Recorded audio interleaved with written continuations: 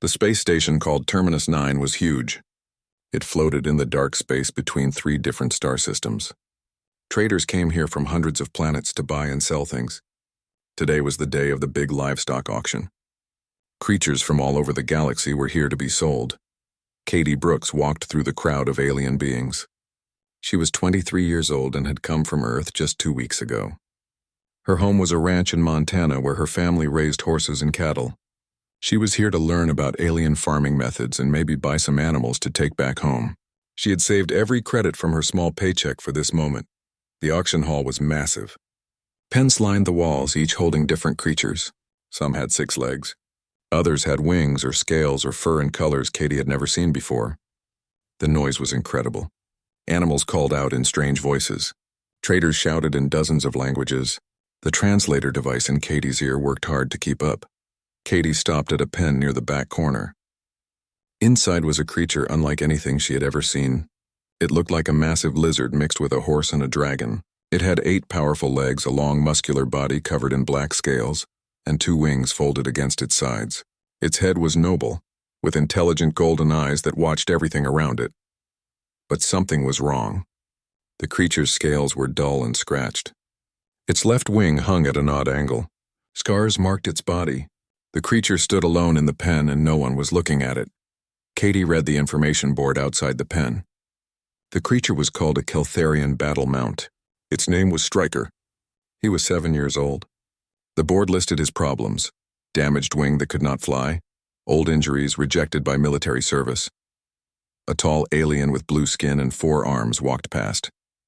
He wore a military uniform covered in medals. Another alien, this one looking like a giant insect, stood beside the pen and made clicking sounds. "Why waste space on this one?" the military alien said.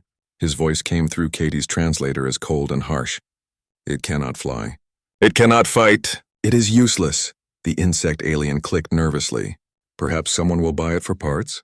The scales have some value." "Not even worth that much," the military alien said. He turned and walked away without looking back. Katie felt anger rise in her chest. She had grown up around animals. Her father had taught her that every creature deserved respect and care. Seeing this magnificent animal treated like garbage made her furious. More aliens passed by the pen. None of them stopped. Some laughed. Others made disgusted sounds. One alien actually spit on the ground near the pen. Inside, Stryker watched them all with those golden eyes. Katie could see intelligence there. She could see pain too. But she also saw something else: pride. This creature had not given up, even though everyone else had given up on him. Katie's roommate, Lisa Grant, found her standing by the pen. Lisa was also from Earth, working in the agricultural program. "Katie, what are you doing?"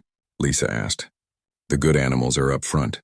We should go look at them before the auction starts." "What's wrong with this one?" Katie asked, not taking her eyes off Stryker. Lisa looked at the information board. "Oh, that's one of those war mounts. I heard about them. They're really expensive usually. But this one is broken, see? It says right here, wing damage, cannot perform military duties, scheduled for disposal." "Disposal?" Katie's voice was sharp. "Yeah, that means they'll probably kill it and sell the parts. That's how things work out here, Katie. Everything has to be useful or it gets recycled." Katie's jaw tightened.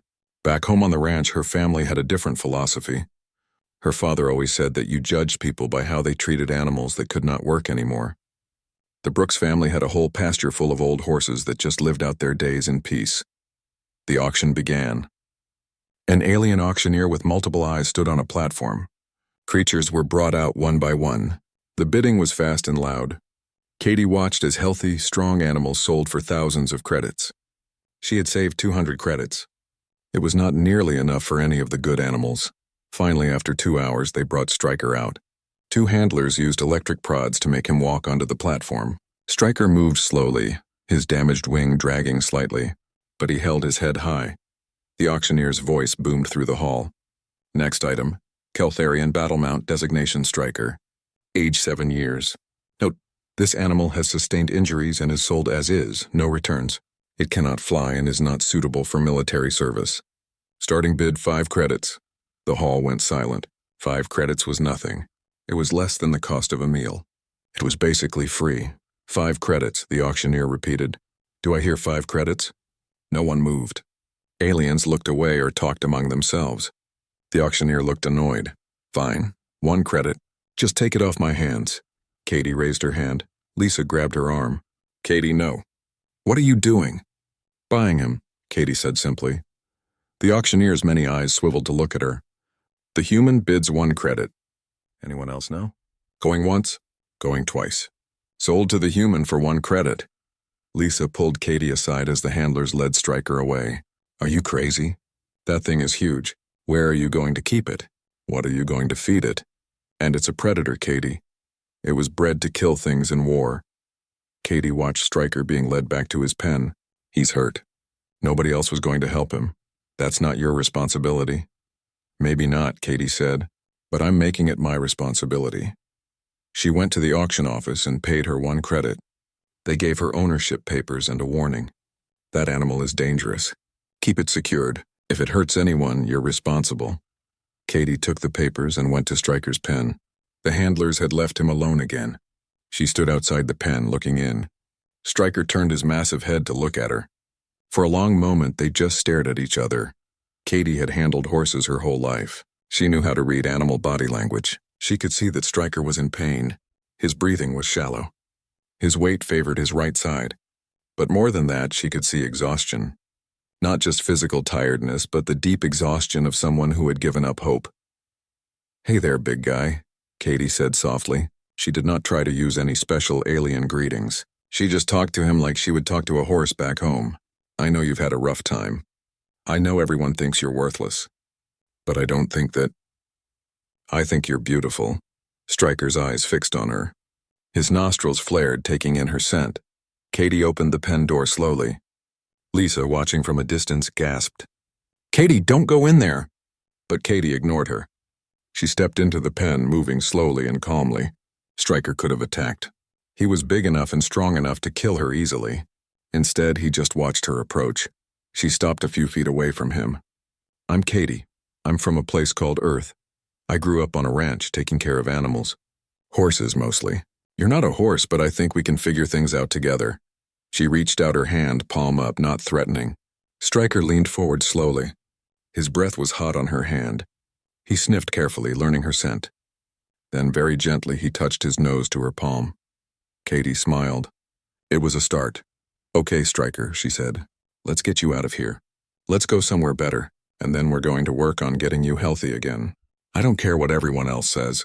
You're not broken. You're just hurt, and hurt things can heal. Stryker made a low rumbling sound in his chest. It was not aggressive. It was almost like a purr. For the first time in months since his injury, since being rejected by the military, since being thrown into this auction pen like trash, Stryker felt something he had forgotten. He felt hope. Katie attached a lead rope to the collar around Stryker's neck. She led him out of the pen through the auction hall toward the exit. Aliens stared as they passed. Some laughed. Others shook their heads. One alien muttered something about stupid humans. Katie did not care. She had made her choice. She had bought a creature that everyone said was worthless. Now she was going to prove them all wrong.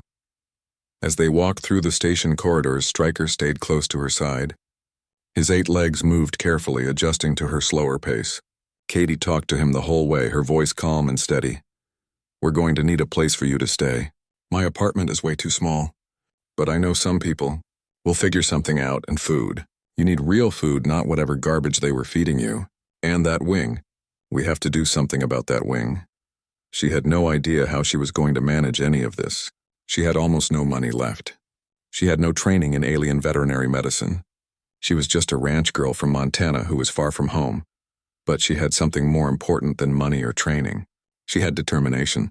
And she had a belief that every living creature deserved a chance. Behind her, watching from the auction hall entrance, the military commander from earlier stood with his arms crossed. His name was Vrel, and he commanded the Zenthari forces in this sector.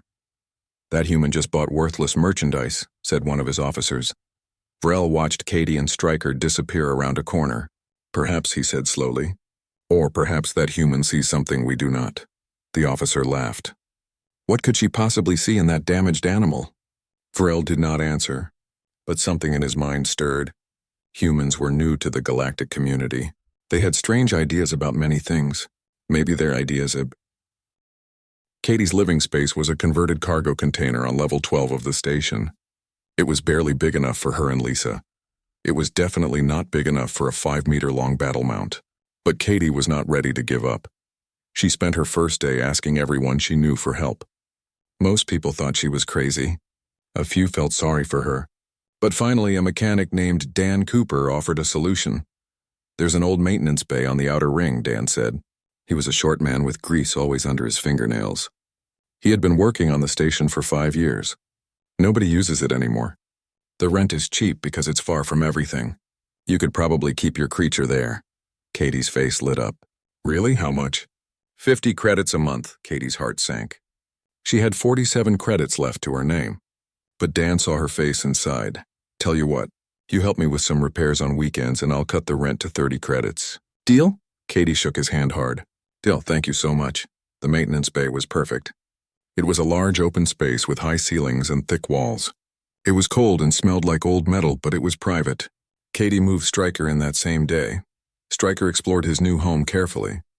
His claws clicked on the metal floor. He sniffed every corner.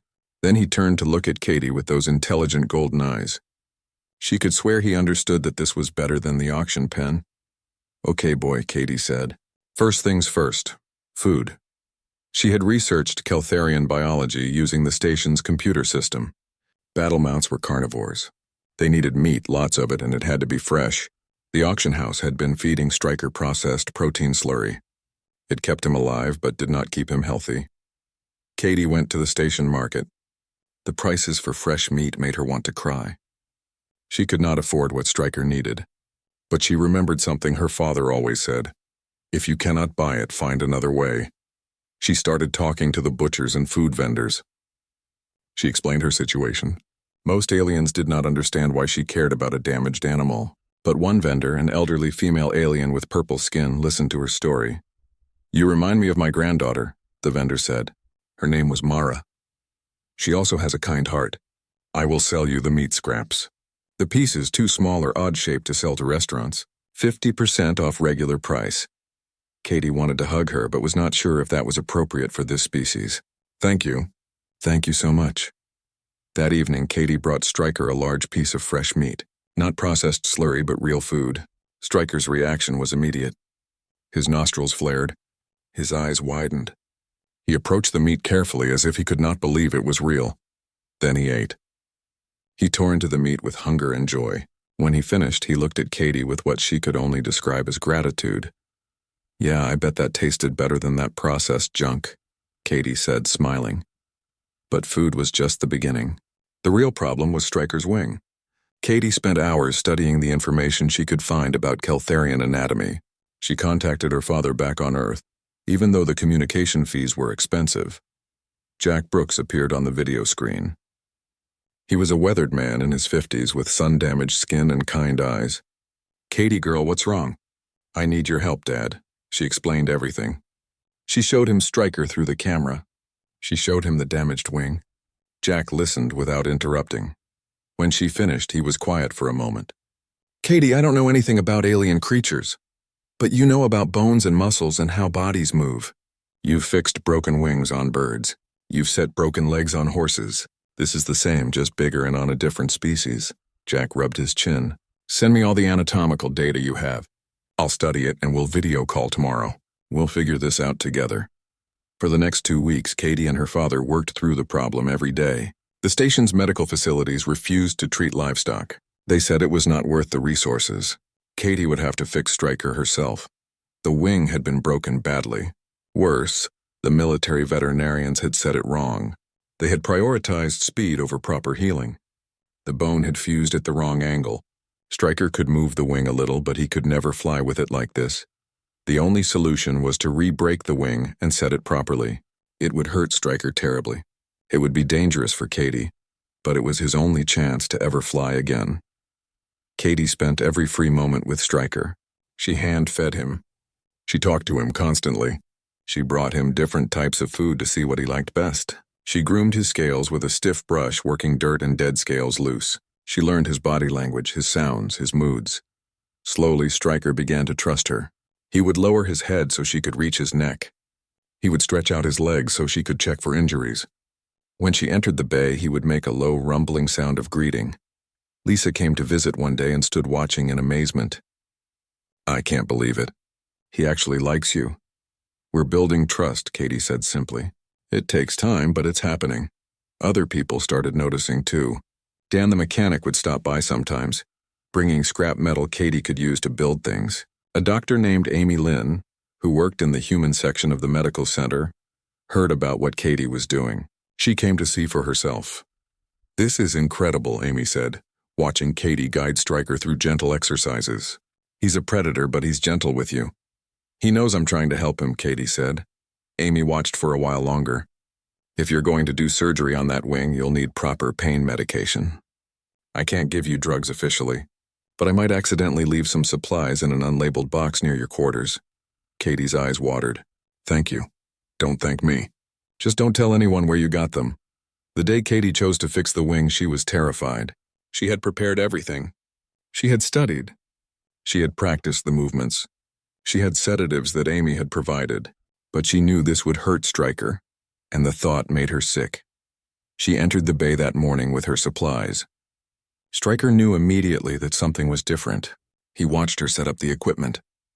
He saw the sedative injector in her hand. Katie approached him slowly. "Stryker, I need to fix your wing. It's going to hurt a lot, but after it heals, you might be able to fly again. I need you to trust me." She held up the injector. Stryker could have backed away. He could have refused. Instead, he looked at her for a long moment. Then he deliberately laid down on his side and extended his damaged wing. Katie's hands shook. "You understand, don't you?" Okay, we're doing this together." She injected the sedative, but she knew it would not be enough. It would only dull the pain, not eliminate it. She had to work fast. The re-breaking was the worst part. Katie had to find the exact spot where the bone had fused wrong and apply pressure until it broke again.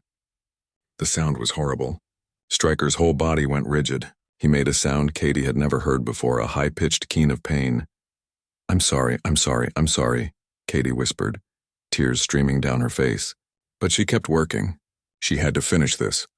Once the bone was broken, she had to manipulate it into the correct position. Stryker trembled but did not pull away. Katie could see his muscles straining. She could see the pain in his eyes, but he stayed still. Setting the bone took 2 hours. Katie's arms ached. Her vision was blurry from tears. But finally, she had the wing in the right position. She splinted it carefully, using materials Dan had helped her fabricate. The splint would hold the wing steady while the bone healed. When she finally finished, Katie collapsed against Stryker's side. She was exhausted. Her hands were bloody. She was still crying. Stryker, despite his pain, curved his long neck around her. It was a protective gesture, a thankful gesture. We did it, Katie whispered. Now we just have to wait for it to heal. The recovery was slow. Katie created a harness from cargo netting that supported the wing. She developed exercises based on the physical therapy she had seen her father do with injured horses. Every day she worked with Stryker, helping him build strength. Word spread through the station. The human girl and her broken war mount. Some aliens laughed at her. Others were confused by her dedication. But a few came to watch. One day a Keltharian warrior appeared at the bay door. His name was Drexel. He was tall and powerful, with ceremonial scars marking his arms. He had been a rider before his own mount was killed in battle. Why do you waste time on defective animal? Drexel asked bluntly. Katie looked up from where she was adjusting Stryker's harness. He's not defective. He's hurt. There's a difference. Hurt that cannot be fixed. My people examined him. The damage was too severe. Your people gave up too quickly, Katie said. And they set his wing wrong in the first place. Drexel's eyes narrowed. You accuse our military veterinarians of incompetence? I'm saying they were in a hurry and they made a mistake. It happens. But it doesn't mean Stryker should be thrown away because of their mistake. He is not bonded to you. There is no neural link. How can you command him? Katie smiled. I don't command him. We work together. We trust each other. As if to prove her point, Katie made a small gesture with her hand.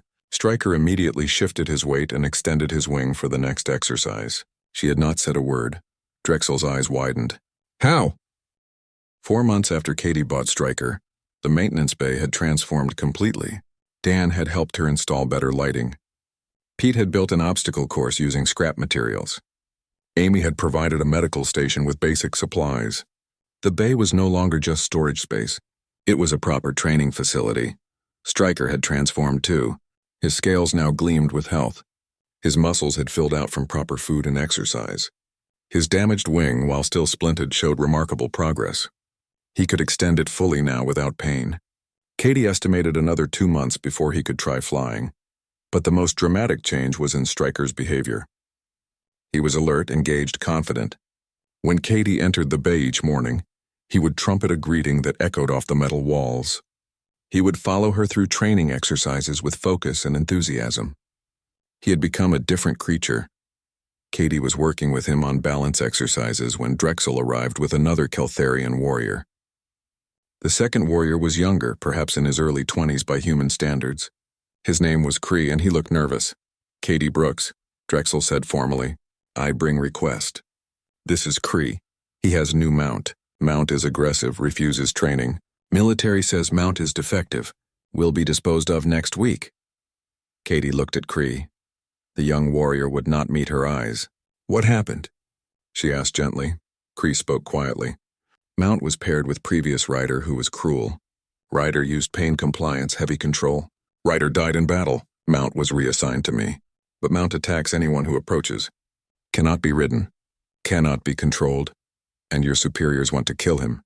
Yes. But you don't want that. Cree finally looked at her. Mount is not evil. Mount is frightened. But I do not know how to help. Drexel says you can teach me.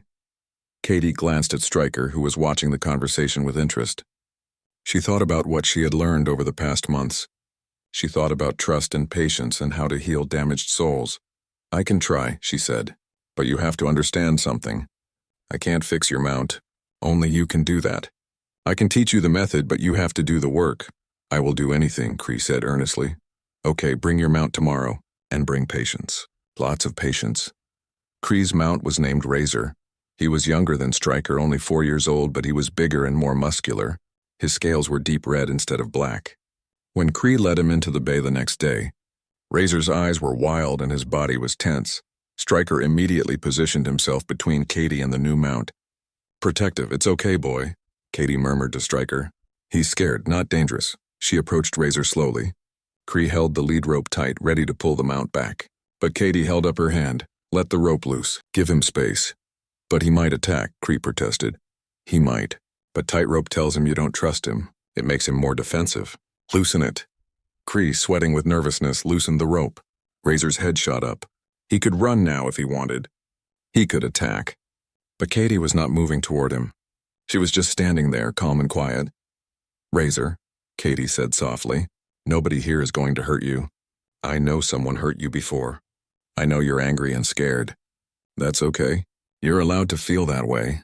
Razor's ears twitched. He was listening. Katie sat down on the floor. It was a vulnerable position. If Razor charged, she could not get away quickly. But sitting made her smaller, less threatening. "We're going to take this slow," she continued in that same soft voice. "We're not going to force you to do anything. We're just going to sit here and let you decide what you want to do." They sat there for 2 hours.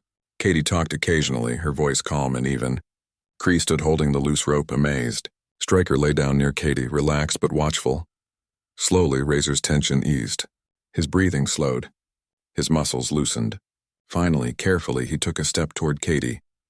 Then another. He stretched his neck out, sniffing the air around her. "That's good," Katie said. "That's really good. You're being so brave." Razor came close enough to touch. Katie did not reach out. She let him investigate. He sniffed her hair, her clothes, her hands. Then very gently he touched his nose to her hand. Cree gasped.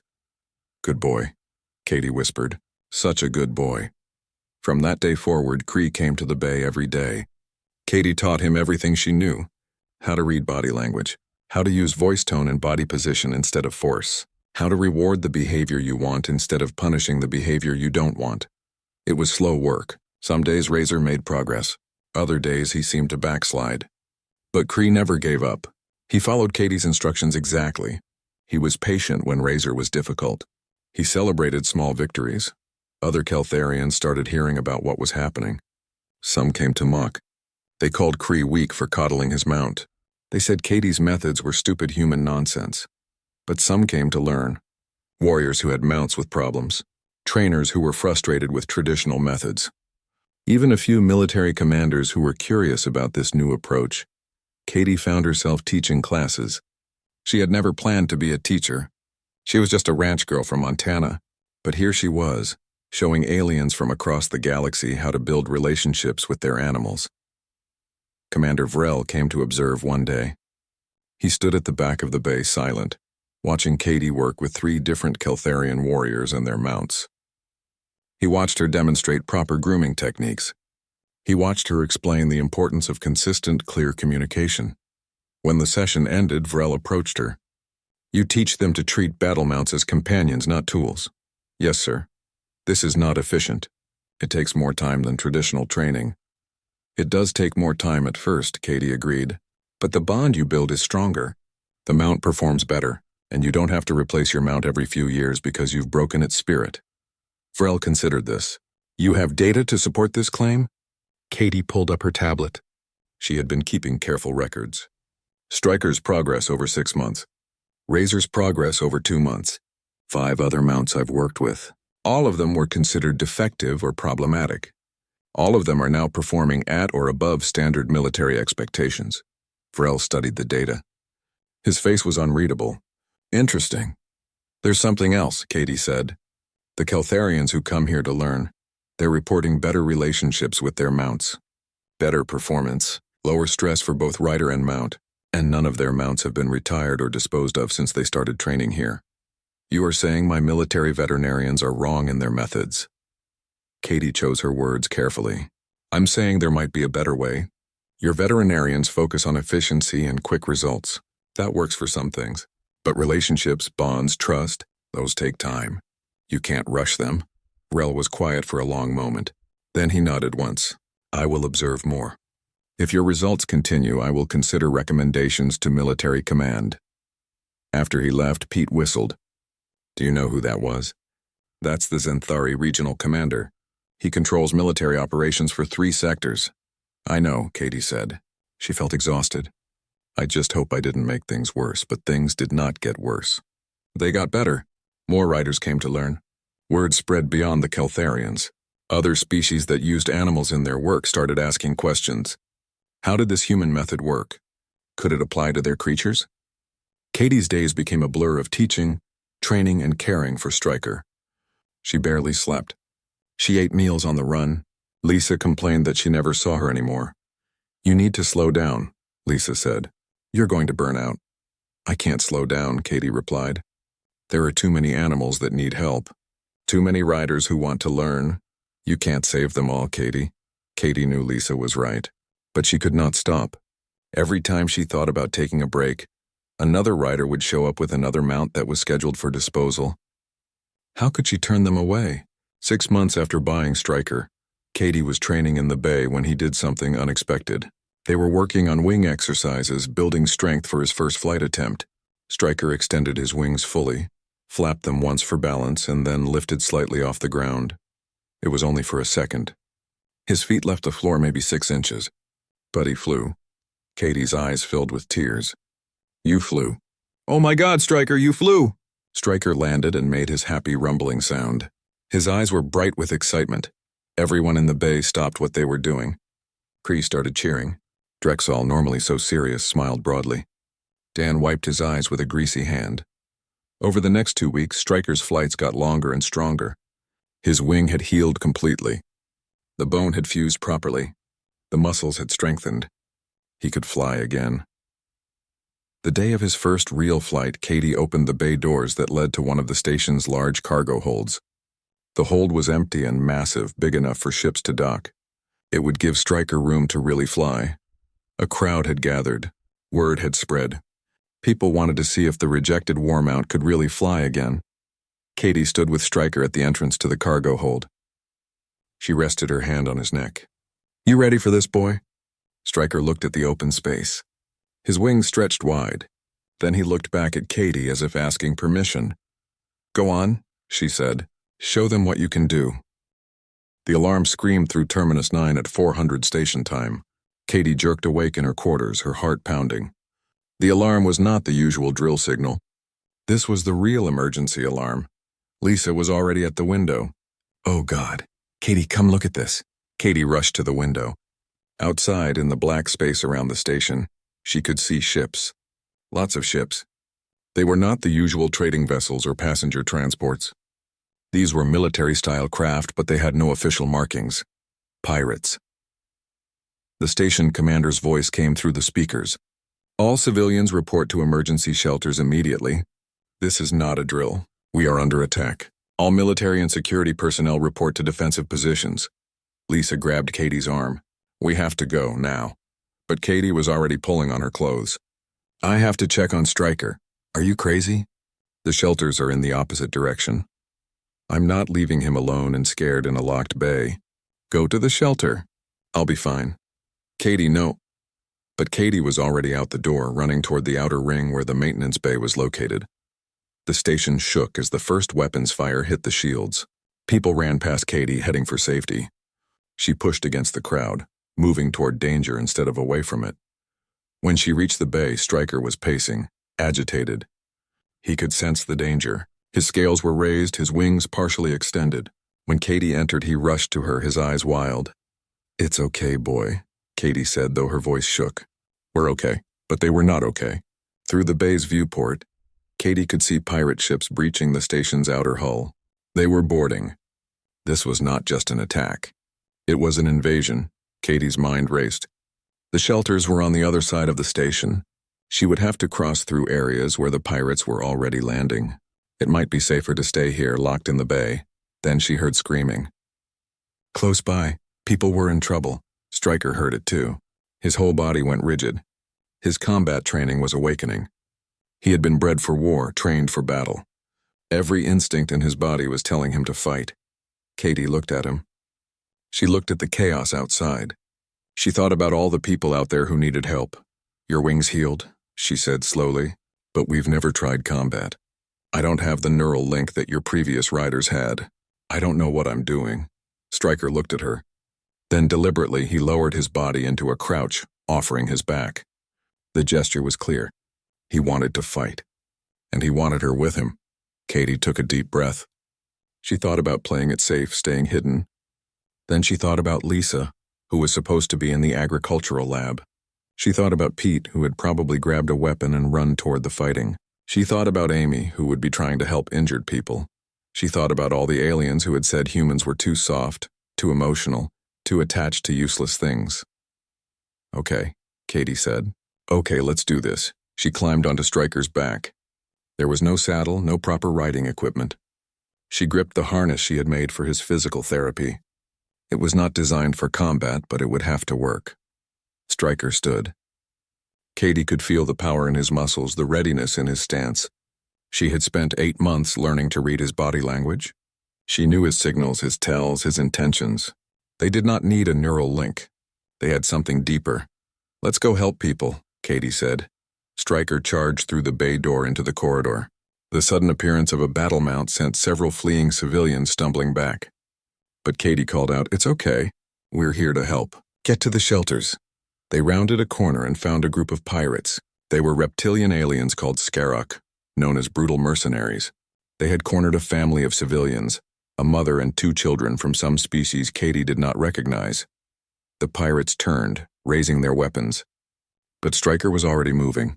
8 legs meant acceleration that defied physics. He covered the distance in seconds, crashing into the pirates with devastating force.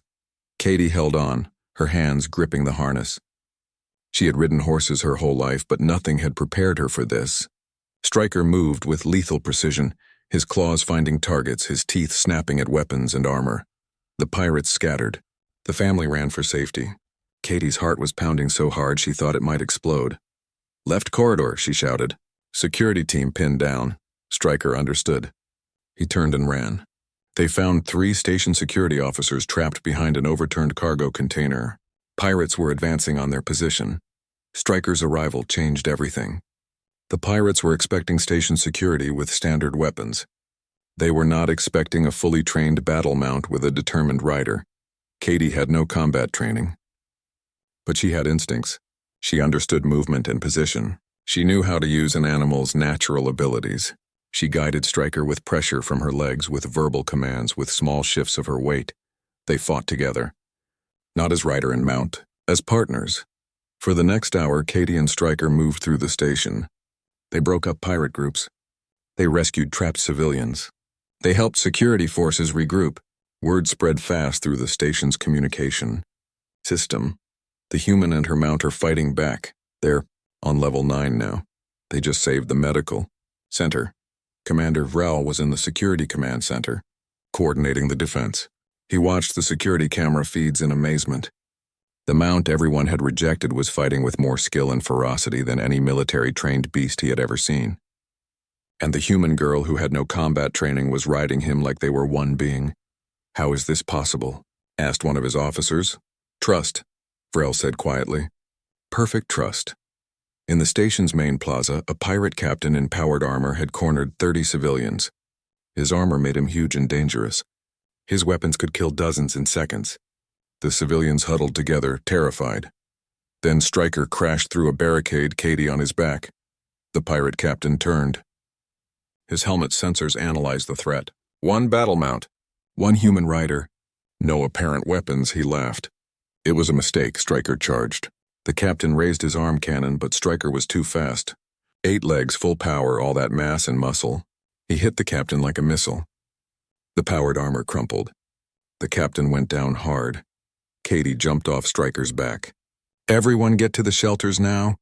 "Go, go, go," the civilians ran. Katie turned back to Stryker. He had a cut on his shoulder. Nothing serious, but it was bleeding. "You okay, boy?" Stryker made his rumbling sound. He was okay, but Katie was exhausted. Her arms ached from holding on. Her legs were shaking. She had never been so scared in her life. Then she heard a familiar voice. "Katie!" It was Pete. He was with a squad of security officers. His face was dirty and he was breathing hard, but he was alive. "What are you doing out here?" he demanded. "You're supposed to be in a shelter." "Helping," Katie said simply. Pete looked at Stryker, at the unconscious pirate captain, at the civilians fleeing to safety. "Yeah," he said. "Yeah, you are." Another security officer spoke into his communicator. "All units, pirate forces are retreating." "Repeat, enemy is retreating." Cheers echoed through the communication system. The attack was over. The pirates had failed. Katie collapsed against Stryker's side. Her whole body was shaking. Now that the adrenaline was fading, she realized how close they had come to dying, multiple times. Stryker curled his neck around her, protective and comforting. They had survived, together. The aftermath was chaotic. Medical teams rushed to treat the injured. Security forces secured the station. Engineers assessed the damage. The pirate ships fled, chased away by station defenses that had finally organized. Commander Vrel found Katie in the medical center. She was having her own minor injuries treated. Stryker lay nearby, being examined by a veterinarian who kept muttering in amazement at how healthy the mount was. "Katie Brooks," Vrel said formally, "you violated direct orders to report to emergency shelters. You engaged in combat without authorization. You endangered yourself and station property." Katie looked up at him, too tired to care about getting in trouble. "Yes, sir. You also saved approximately 200 civilians. You assisted security forces in repelling the attack. You turned what could have been a disaster into a victory." Vrel's expression softened slightly. "You and your mount fought with honor and courage." "Thank you, sir." Vrel looked at Stryker. "I was wrong about him. We were all wrong. He is not defective. He is exceptional. He just needed someone to believe in him," Katie said. "Yes, he needed you." Vrel straightened. "The Zenthari military would like to formally request that you and Stryker join our training program." "Not as students. As instructors." Katie was too shocked to speak. "You have proven that your methods work," Vrel continued. "Not just in rehabilitation. Not just in basic training. In actual combat. Your bond with this mount exceeded anything our neural technology has achieved. We need to understand how." Katie looked at Stryker. He looked back at her with those intelligent golden eyes. She thought about all they had been through together. The auction, the healing, the training, and now this. "I'll think about it," she said finally. Vrel nodded. That is all I ask. He turned to leave, then paused. For what it is worth, Katie Brooks, you embody the best qualities I have seen in humans. Courage, compassion, determination. The galaxy is better for... 3 days after the pirate attack, Katie woke up to find her communication device flooded with messages. News of the battle had spread beyond Terminus 9. Dozens of stations and military outposts wanted information. How had a rejected battle mount performed so well? How had a human with no combat training ridden him so effectively? The Galactic Agricultural Council sent an official inquiry. They wanted to know if Katie's methods could apply to other species, other animals. Universities requested permission to study her training techniques. Military academies asked for demonstrations. Katie sat in the maintenance bay, reading through the messages with growing anxiety. This is too much, she told Stryker. I'm just one person. How am I supposed to handle all this? Stryker nuzzled her shoulder gently. His way of saying he was there for her. Lisa came by with breakfast. You're famous, you know. There's a whole network discussion about you. They're calling you the Mount Whisperer, Katie groaned. I don't want to be famous. I just wanted to help one animal. Well, you did, and now everyone wants to know how. Commander Vrel arrived later that morning with a proposition. The Zenthari military has reviewed your combat performance.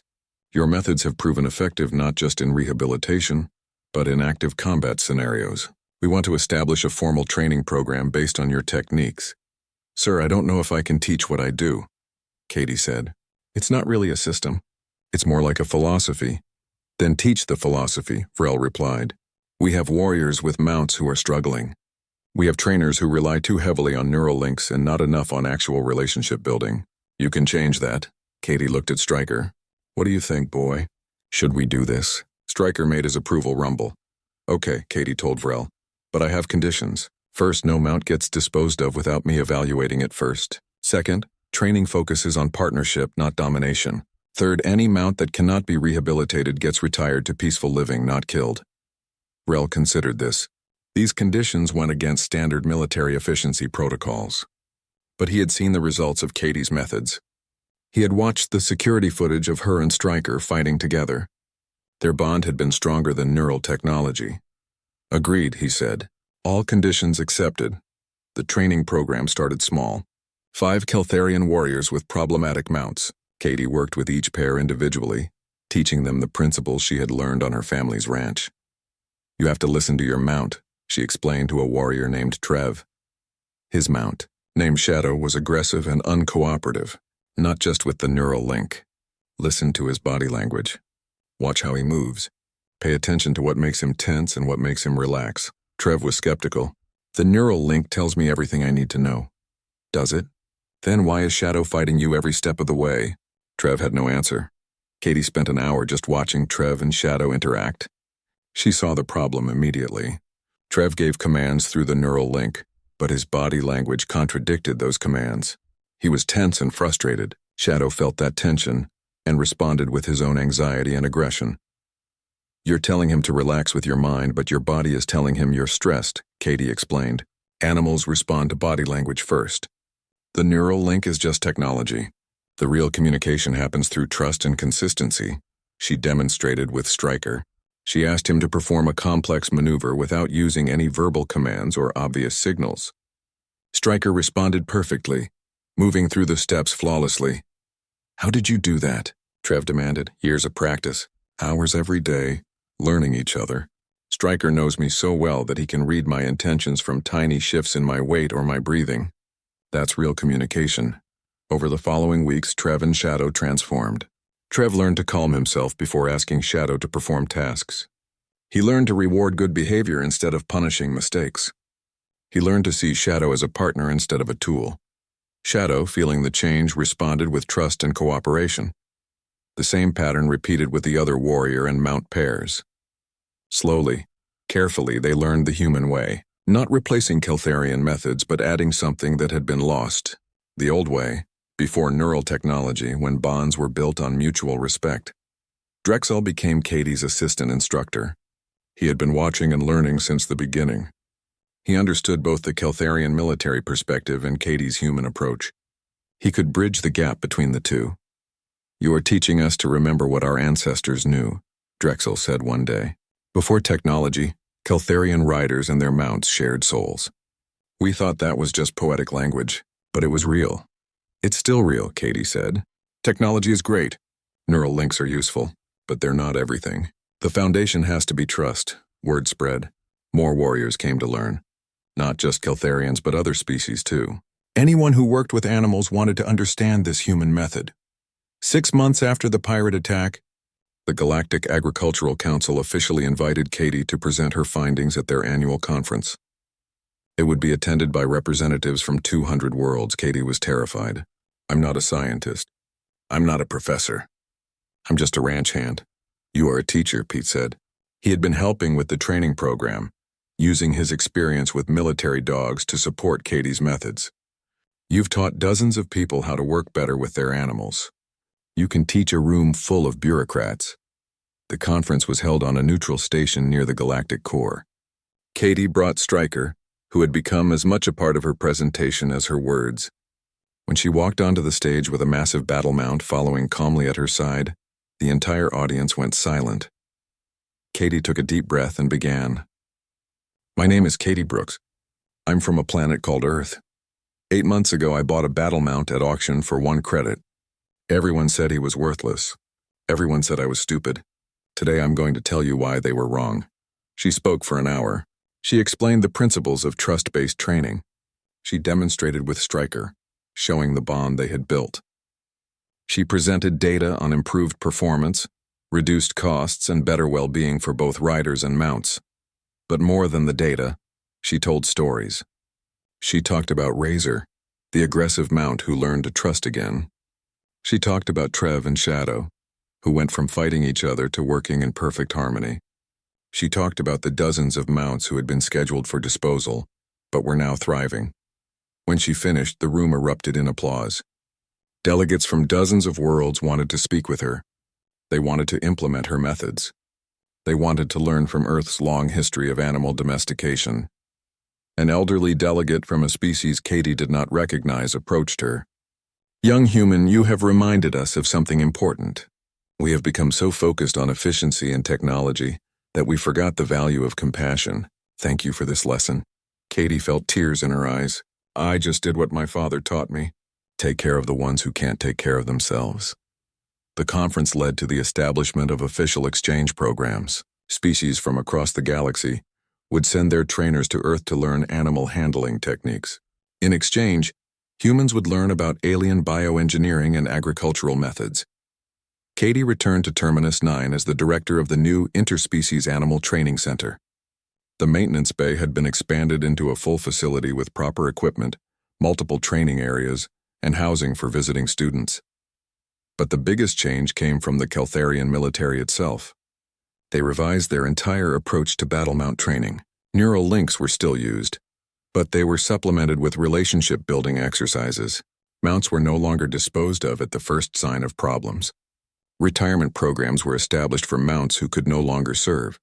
The change in philosophy spread beyond military applications. Keltharian society as a whole began to reconsider how they treated animals. Farms improved their livestock care. Rescue organizations were established for injured creatures. The concept of animal welfare, common on Earth but rare in the galaxy, began to take root. 1 year after buying Stryker, Katie stood in the training center watching a class in progress. 12 warriors from 4 different species were learning to build bonds with their mounts. Drexel was leading the class, teaching them the methods Katie had taught him. Pete came to stand beside her. You started something big here. I just helped one animal, Katie said. That's how all big changes start. One person, refusing to accept the way things are. That evening, Katie took Stryker for a flight through one of the station's large cargo bays. He was fully healed now, his wing as strong as it had ever been. He soared through the space with joy and power. When they landed, Katie hugged his neck. We did it, boy. We really did it. Stryker rumbled his happiness. He was no longer the rejected mount sold for scraps. He was healthy, valued, and loved. More than that, he had become a symbol, proof that broken things could be fixed, proof that caring was not weakness. Commander Vrel visited the training center regularly now. He had become one of Katie's strongest supporters. One day he brought news that made Katie's heart stop. The Zenthari High Council has awarded you the Star of Service. It is our highest civilian honor.